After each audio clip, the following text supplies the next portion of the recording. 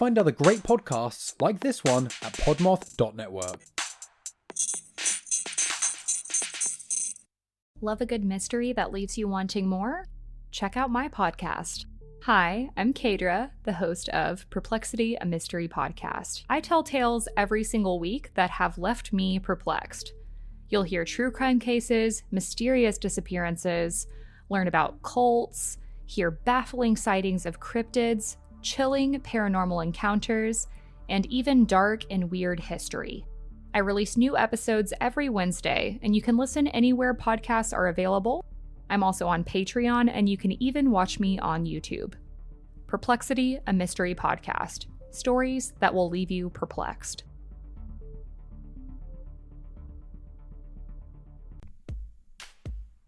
Welcome to the Getting Down and Wordy podcast ad. What do we do on this podcast? Well, it's the first Edda musical podcast. Can you try that again in real words so that people can understand? Fine. We talk about the intersection of popular music and language. Oh, can we also talk about Eurovision? Okay. Find us on Apple and Spotify. We are a Podmoth Network podcast. Welcome to the Brutal, Bizarre, and Boozy podcast. I'm Deklan, the son. And I'm Jane, the mom. This is the podcast where we talk about brutal crimes, bizarre occurrences, and get you drunk with cocktails themed around one of our stories. To lighten things up, we'd like to end our time with a chaser. Please keep in mind some of our stories might be upsetting to young or sensitive ears.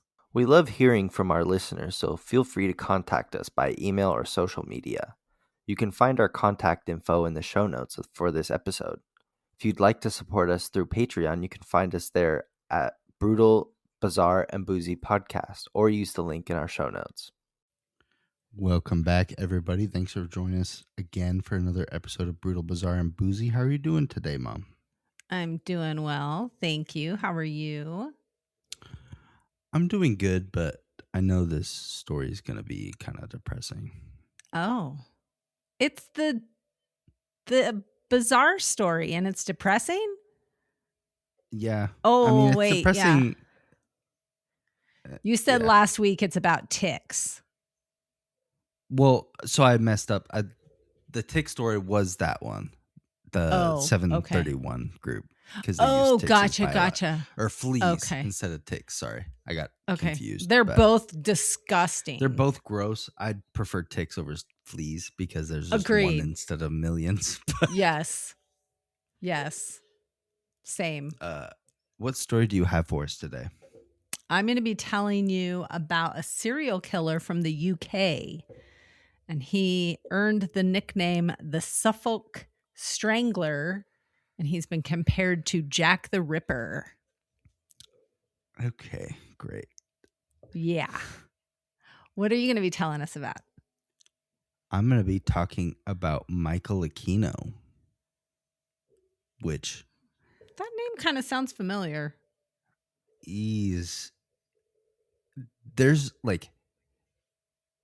There's a spider web of things that are similar to what he does, and he's just one part of the spider web.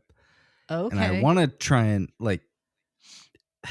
I watched this video of a dude fully explaining everything, and he had a giant chalkboard with the red ribbons connecting all the names and stuff. And it's the red ribbon went everywhere. So I'm trying to because I've talked about the Franklin scandal before, and he's involved in it. So I'm trying to cover some points before I get to the full story of it, so that we have some references if people don't understand. But to go with the story of Michael Aquino, I have the Satan's Kiss, which is kind of whack. I found this on the churchofsatan.com, and this cocktail's just the most basic white bitch cocktail. Yeah, it is. So a wonderful summertime cocktail with a light and thirst quenching body of raspberry lemonade. The wonderful mix of Sprite and fresh squeezed lime is how they describe it on their website. To make this, add to a glass 1.5 ounce of Seagram's whiskey, or any whiskey if you want. But I use Jim Beam because I'm American. Nice. Fill glass with raspberry lemonade. Add a splash of Sprite and squeeze the lime wedge and add to the garnish. So you just squeeze it and drop it in. Right. Serve on the rocks. So let's 'Kay. try our lemonade. Basically. Yes, our lemonade. Because a filled glass with just 1.5 ounces of whiskey is just lemonade. Yep, basically. I mean, it's delicious, depending on what lemonade you use of your preference. But Yeah, I use Simply Lemonade, the Simply Lemonade raspberry, and it's good, but I don't taste any whiskey in it. So I guess for that reason, you tastes could like drink lemonade. a lot of it. And Yeah. I just want to taste my whiskey. I wouldn't expect the Church of Satan to just be drinking that. Just Same. lemonade with whiskey. Same. Oh man, they got lazy. Where's the blood of the virgin? Or Yeah, like they an eye of did. newt? Right.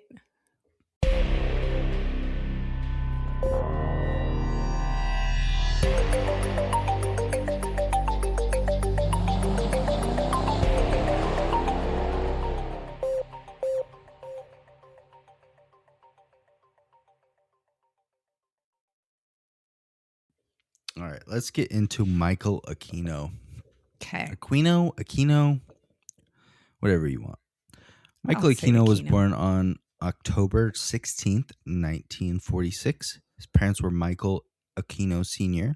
and Betty Ford. He was born Not sorry, the Betty he Ford. No, different Betty Ford, Okay. I think. I'm assuming a different Betty Ford. I don't know who Betty Okay. Ford is, but he was an Eagle Scout and a graduate of Santa Barbara High School, later serving as a national commander of the Eagle Scouts Honor Society.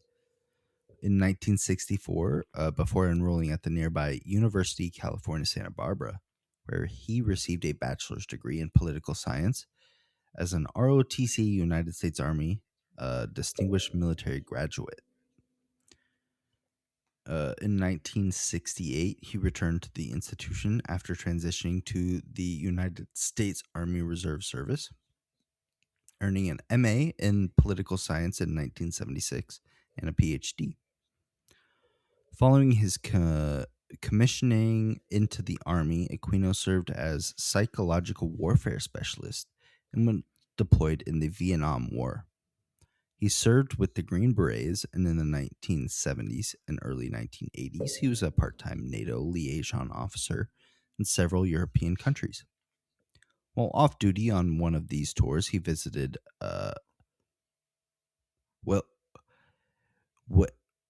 man, this is going to be a fucking tongue twister. Wewelsburg Castle. Wewelsburg Castle, okay, which was in the used by the SS and Heinrich Himmler, and performed satanic rituals there.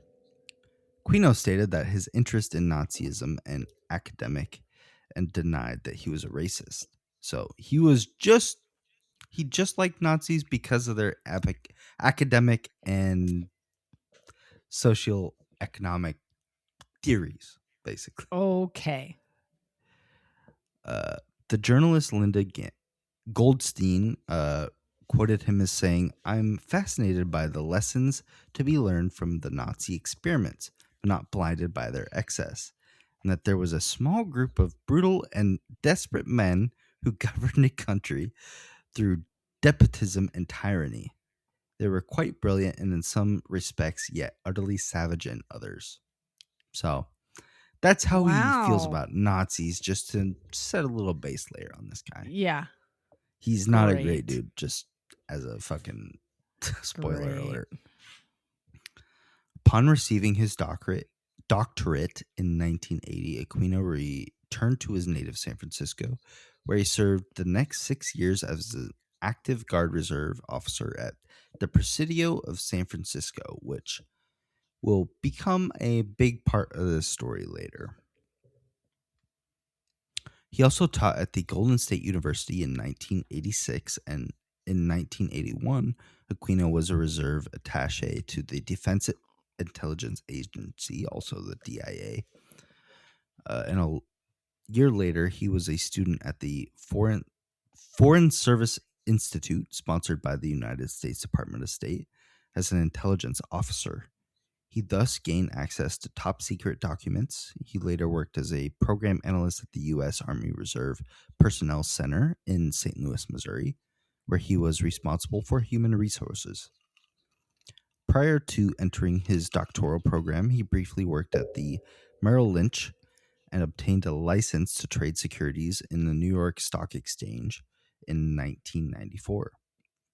Aquino retired from active duty in the Army and was honorably transferred to the reserves and awarded the Meritorious Service Medal. That is the rundown of Aquino's publicly recognized military and academic career. Now let's talk about why he belongs in the bizarre category of our podcast. Perfect. Yes. So that's he sounds Other like than a great guy. He's love for going, Nazis. He's a doctorate. He publicly mentioned Yeah. his love for Nazis, but he's got his doctorate. He's worked in the military for years, but so the Phoenix program was used in Vietnam and lasted from 1968 to 1972. It was designed to identify and destroy the Viet Cong via infiltration, assassination, torture, their favorite use, Right. capture, counterterrorism, and interrogation, also known as torture. The CIA described it as a set of programs that sought to attack and destroy the political infrastructure of the Viet Cong. Throughout the program, Phoenix neutralized about 81,740 people suspected of Viet Cong membership, of whom 26,000 were killed. Wow. Part of this program was the Oswang, which I mentioned on... I don't think I talked about it on this podcast. I tried to look for it. I think it was when we were with 1-0. I think it was maybe a collab episode we did with them when I talked about it. Okay. Anyway, if you didn't hear that, the CIA pretended to be a vampire, and this is what this guy was working on. He was one of the people that helped them become a vampire. Okay. I think we did. I couldn't find it on ours. Because I know I talked about it, and I looked on our Spotify, and I didn't see anything with the Oswang name. But anyways, if you didn't know, the U.S. would do stuff that was like a Vietnam vampire, basically, called the Oswang. And they used a lot of... 82. Episode 82. Okay. Yeah. I titled it CIA Vampire because I couldn't figure out how to spell Aswang or Swan Song or whatever it was. Swan Song. I don't know. So the Phoenix program was heavily criticized on various grounds, including the number of neutral civilians killed. The nature of the program, which critics have labeled as civilian assassination program, the use of torture and other coercive methods, and the program being exploited for personal politics. Aquino used his experience from the Phoenix program and his time in Vietnam to create the blueprint for psychological warfare, and was actually the first person to use the term psyop in one of his academic papers. So that's everyone's nice. familiar with the term psyop. Yeah. This dude. So here in a little bit, I want you to look up a picture of him. But okay. And I already looked up his military picture because I was trying to figure out how to spell his name. Okay, so overall, not a nice guy, but if we take a look into his personal life, he gets a lot stranger.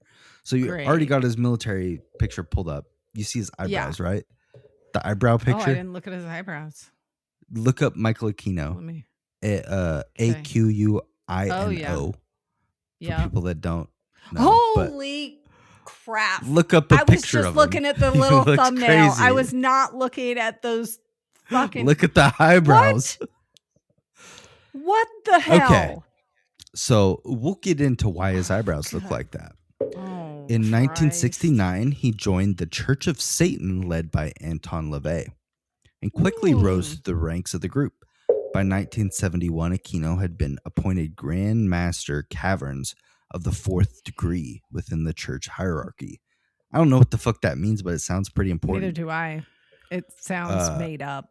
He was also the editor of the publication of the Cloven Hoof and sat on the governing council of the Nine. His career in Satanism was paused when he went to work for the military. But later, when he met LaVey at a screening of Rosemary's Baby, which I just watched recently, very fucked up Satanist movie.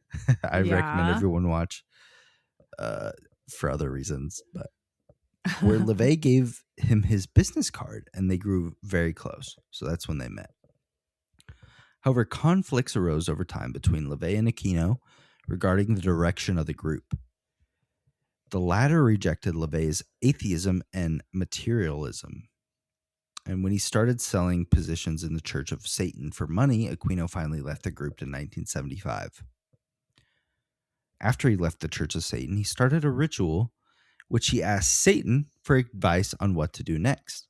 According to him, Satan appeared to him in the summer of 1975 and revealed to him that he wanted to be called Set, S-E-T, a name that his worshippers in ancient Egypt said to have used. Aquino produced a religious text, the Book of Coming Forth by Night, which he claimed was revealed to him by Set in a process of automatic writing. Okay. We need to do that on the show sometime. Yeah, automatic writing. I'm sure there's some weird stories. This one is by far the weirdest because it's going to get worse from here. I honestly, people just stop listening to our podcast at this point. No, don't stop. Don't stop listening. We like that you're listening. We do. But I'm going to be talking about fucked up shit for the next couple minutes. So skip ahead. Yeah. The book proclaimed that Aquino Magnus of the New Eon Set and their heir to LaVey's infernal mandate. On this basis, he found that the Temple of Set, which is dedicated to the worship of Set, in contrast to LaVey's approach, this group had an occult, this is a big word, hermetic orientation.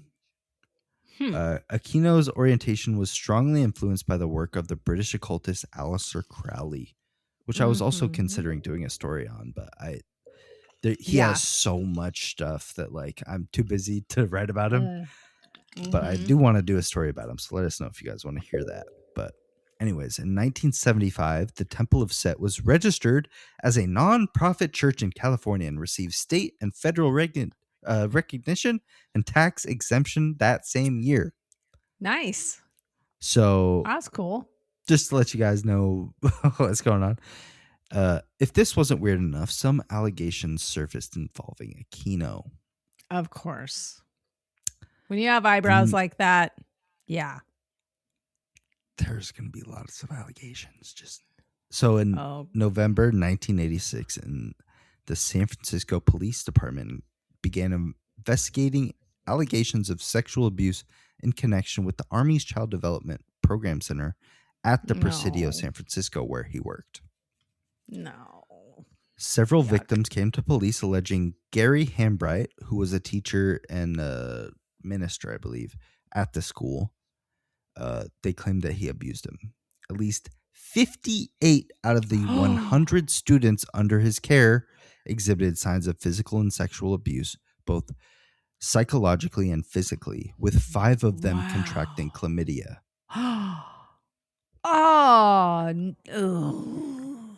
When the children were questioned, they mentioned being taken from the school to a dark and scary looking house where they were abused by 2 other people, one of which was referred to as Michael Aquino. Yuck. They reported that the house was dark and covered in satanic symbols and had a soundproof room which they were taken into. When driven around the neighborhood, several witnesses were able to separately identify the house that they were taken to. So they put after all these reports, they put a couple kids in different patrol cars and they drive around and they were able to separately point out the same house they were taken to. Oh, that's good. Who owned that house? Michael Aquino.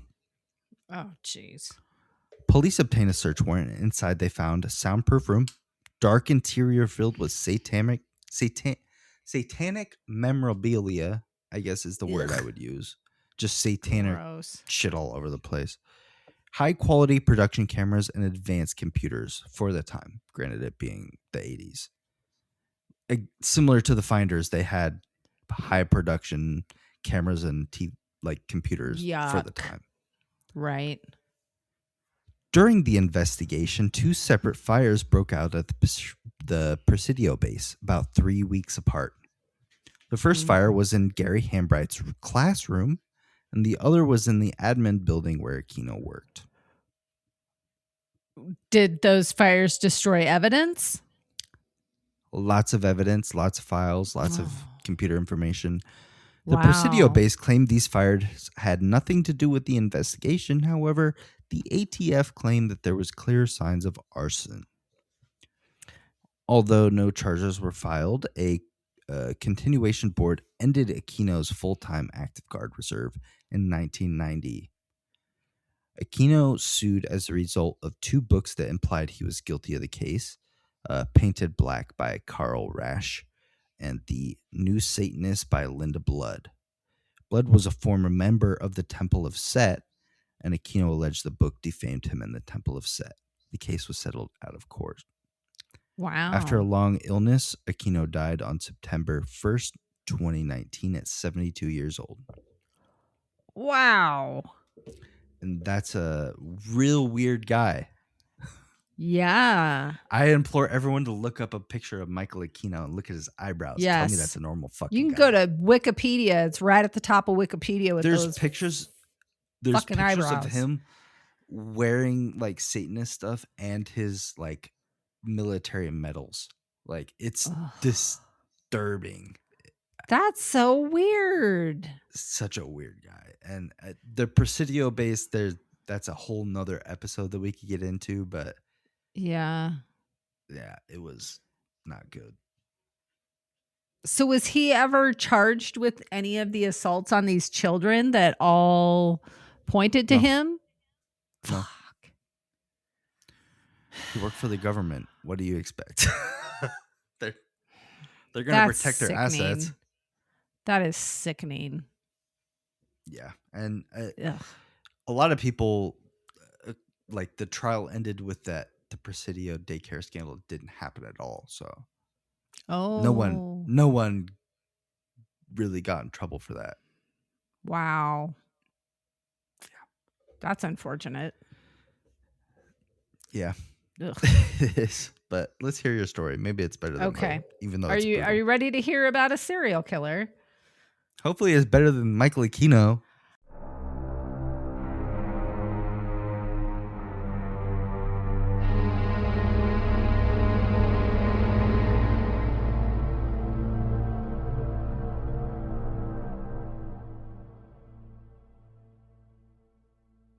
I will say that there is some resolution in mine. So That's good. there's a conviction.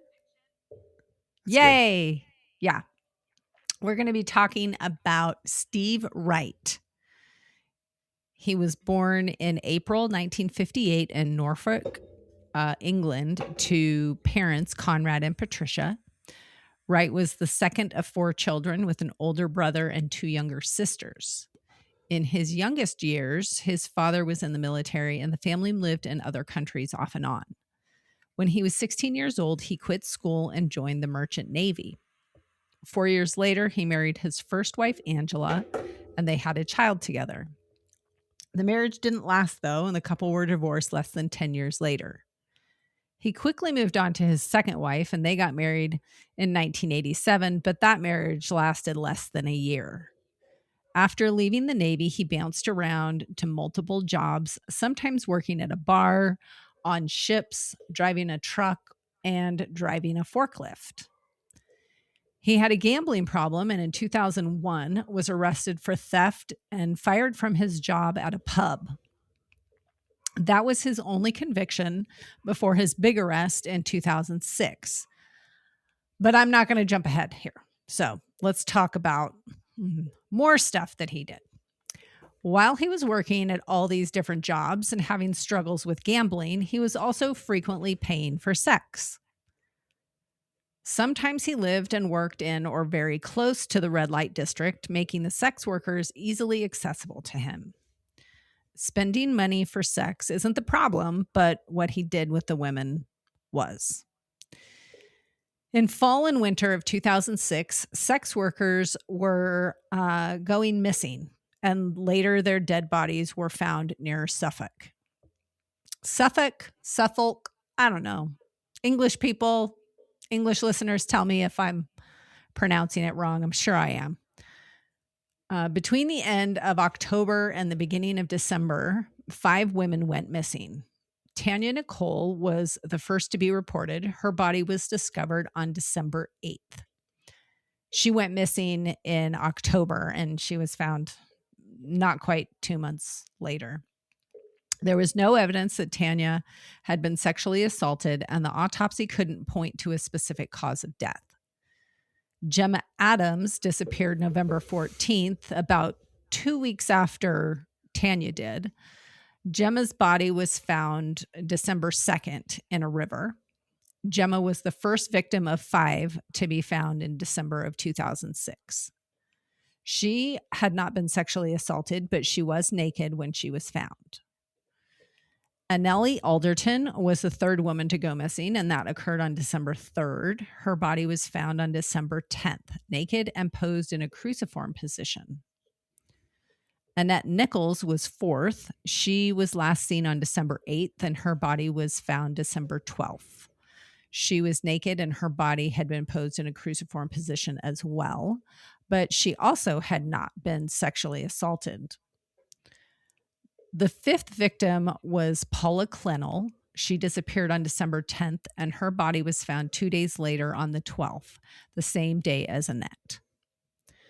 These 5 victims were known to be drug addicts, and many of them supported the habit with sex work, which is pretty common, I believe. You know, we've done a lot of stories about similar victimology, and it just makes both of those factors make them easy targets for horrible people who go looking for easy targets. All 5 of the victims were found in a rural or semi-rural place near the town of Ipswich in the county of Suffolk, which earned the killer the nickname the Ipswich serial killer. Investigators believe strangulation played a role in several of the murders, which contributed to the additional moniker of the Suffolk Strangler. Investigators believed all 5 women were connected to the same killer based on the timeline of disappearances being just 2 months, less than 2 months that these victims were all disappearing, and then their bodies surfacing. The victims' circumstances, they were all sex workers who had drug addiction issues. They all seemed to be dead from a similar method, namely some kind of strangulation or suffocation. The similar body disposal patterns, they were all in a short distance, 10, 15 miles, I think it was. The assumption was bolstered by the forensic evidence. Several victims had DNA from the same suspect on them, along with additional trace evidence linking them to the same person. Police reviewed vehicle tracking information, phone records, CCTV, witness statements surrounding the women's disappearances, and forensic evidence, including DNA and fiber analysis. All the evidence led police to Steve Wright. Some of the trace fibers found on the victims were consistent with fibers from Wright's vehicle, as well as his DNA being present on several victims. Wright initially claimed that he had paid several of the victims for sex, but stated that he didn't kill any of them. I mean, if you're... Why would you tell him if you did? Right. Yeah. It's like, no, of course I didn't kill them. I had sex with them, but no, I didn't kill them. That was somebody else. Just a bad set of circumstances that my DNA is on all 5 of these murder victims. I don't know how the odds of that happening And I didn't do it. Yeah. Additionally, one of the victims' blood was found in his vehicle. Wright was arrested in December 2006. His trial began on January 2008.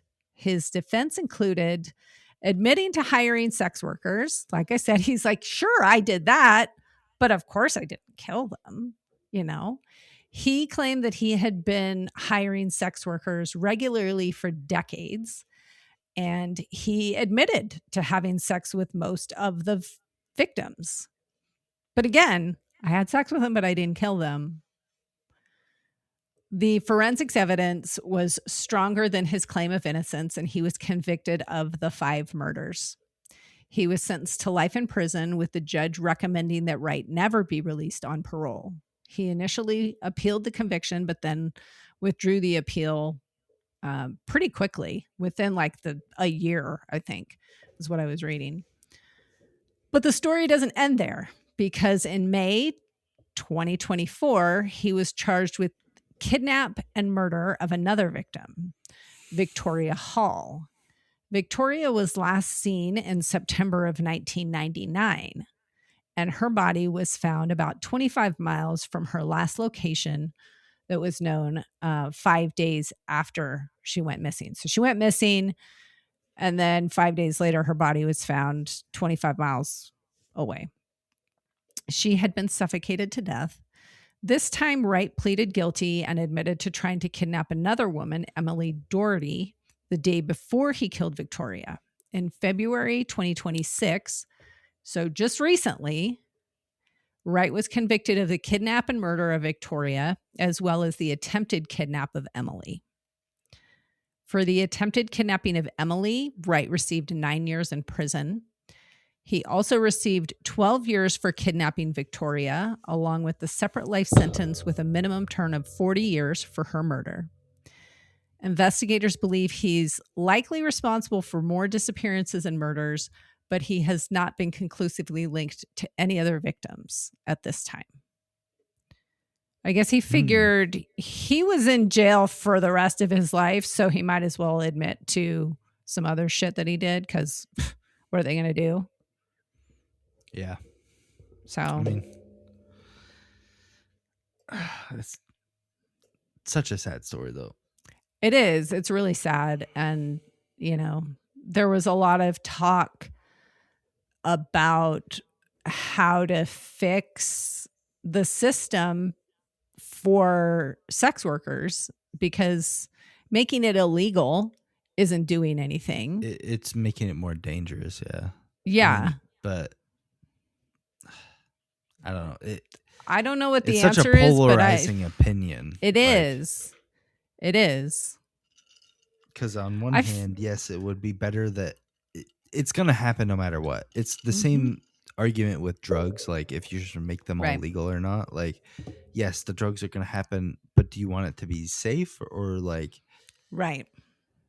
There's the chance that if you legalize it, people abuse it. Like, absolutely, it's too complicated of a topic for us to get into. Oh, for sure. And I mean, there's no good answer. I feel like there's really no good answer. Not really. So, yeah. Anyway.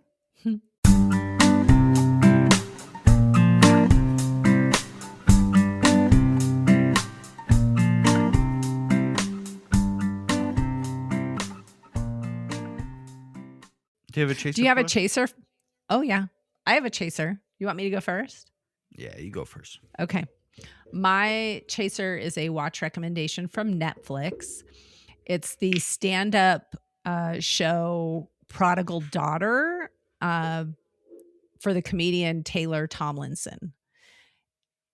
And she talks about her background growing up in the church, and she does the whole show in a church. And she's talking about religion and her, relationship with religion her whole life and her family and stuff.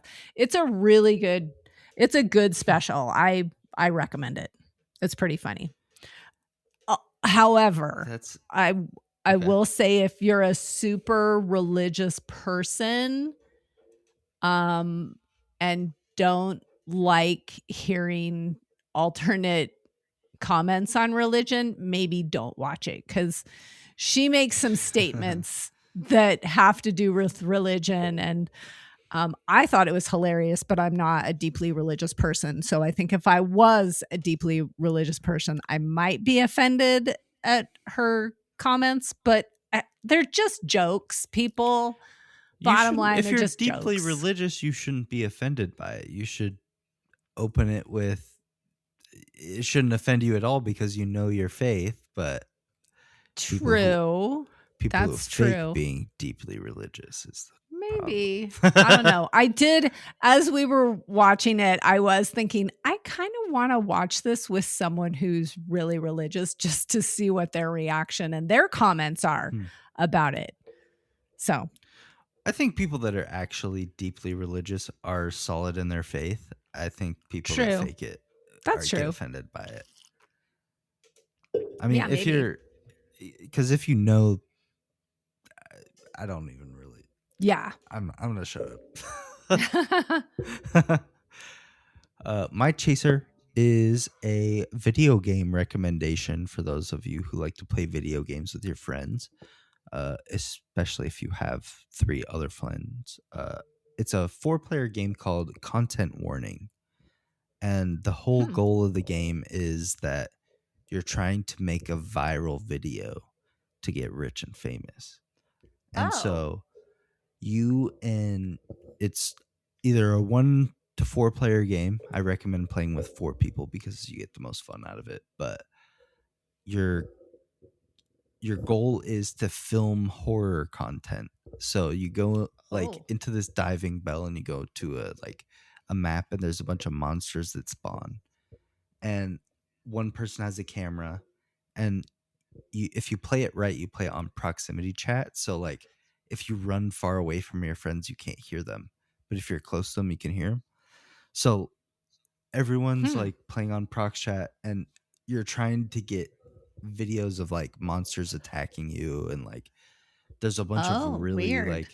Different monsters and stuff like that. And so the whole goal is to get funny videos.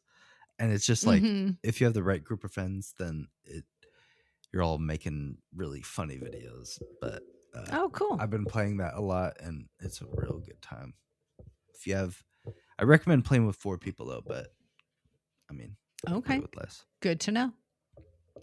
Good to know. Thanks for listening to our podcast, everybody. Go ahead and check out our older episodes. Check out our next episode next week. Absolutely. Love you too, bud. Bye. Bye. Hey, friends. Thank you for supporting our podcast. Please share our show with your brutal and bizarre friends. Give us a Boozy follow on your favorite podcast platform. If you're feeling extra generous, we'd appreciate a 5-star rating or review as well. But maybe do that sober so all the letters are in the right place. You can find all our contact information in the show notes. We love hearing from you, and if you're interested in helping us stock the bar for our future Boozy episodes, you can find our Patreon link in the show notes as well.